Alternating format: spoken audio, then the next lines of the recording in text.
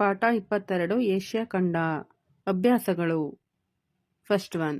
ಖಾಲಿ ಬಿಟ್ಟ ಸ್ಥಳಗಳನ್ನು ಸೂಕ್ತ ಪದ್ಯದಿಂದ ಭರ್ತಿ ಮಾಡಿ. 1.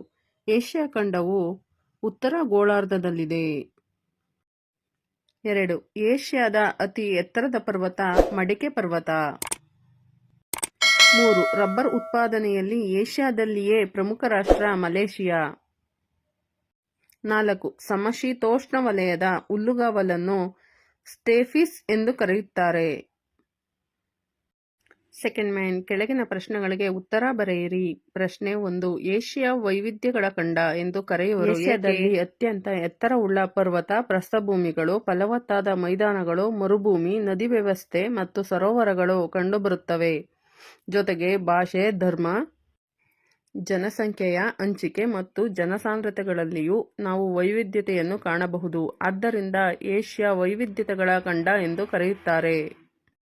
2. ಏಷ್ಯಾ ಖಂಡದ ಭೌಗೋಳಿಕ ಸನ್ನಿವೇಶ ತಿಳಿಸಿ. ಏಷ್ಯಾ ಖಂಡವು 3 ಕಡೆ ಸಾಗರಗಳು ಮತ್ತು 1 ಕಡೆ ಭೂಭಾಗದಿಂದ ಆವರಿಸಿದೆ. ಇದನ್ನು ಸುತ್ತುವರೆದಿರುವ ಸಾಗರಗಳೆಂದರೆ ಉತ್ತರದಲ್ಲಿ ಆರ್ಕ್ಟಿಕ್ ಸಾಗರ, ಪೂರ್ವ ಭಾಗದಲ್ಲಿ ಪೆಸಿಫಿಕ್ ಸಾಗರ ಹಾಗೂ ದಕ್ಷಿಣ ಭಾಗದಲ್ಲಿ ಹಿಂದೂ ಮಹಾಸಾಗರಗಳಿವೆ. ಪಶ್ಚಿಮಕ್ಕೆ ಯುರೋಪ್ ಖಂಡವಿದೆ. ಪ್ರಶ್ನೆ 3. ಏಷ್ಯಾದ ಪ್ರಮುಖ ಪ್ರಾಕೃತಿಕ ವಿಭಾಗಗಳಾವುವು? ಏಷ್ಯಾದ ಪ್ರಮುಖ ಪ್ರಾಕೃತಿಕ ವಿಭಾಗಗಳು: ವಾಯವ್ಯ ತಗ್ಗು ಮೈದಾನಗಳು, ಕೇಂದ್ರದ ಎತ್ತರ ಭಾಗಗಳು, ದಕ್ಷಿಣ ಪ್ರಸ್ಥಭೂಮಿಗಳು, ನದಿಗಳ ಮಹಾಮೈದಾನಗಳು, ದ್ವೀಪ ಸಮೂಹಗಳು. ಪ್ರಶ್ನೆ 4. ಏಷ್ಯಾದಲ್ಲಿ ಯಾವ ಋತುವಿನಲ್ಲಿ ಹೆಚ್ಚು ಮಳೆಯಾಗುವುದು?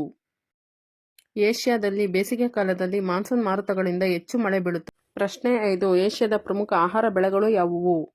ಏಷ್ಯಾದ ಪ್ರಮುಖ ಆಹಾರ ಬೆಳೆಗಳು ಭತ್ತ, ಗೋಧಿ, ತೃಣಧಾನ್ಯಗಳಾದ ನವಣೆ, ಸಜ್ಜೆ, ದ್ವಿದಳ ಧಾನ್ಯಗಳು. ಪ್ರಶ್ನೆ 6. ಏಷ್ಯಾದ ಪ್ರಮುಖ ಪಳವಳಿಕೆ ಇಂಧನಗಳನ್ನು ಹೆಸರಿಸಿ. ಏಷ್ಯಾದ ಪ್ರಮುಖ ಪಳವಳಿಕೆ ಇಂಧನ ಕಲ್ಲಿದ್ದಲು. ಪ್ರಶ್ನೆ 7.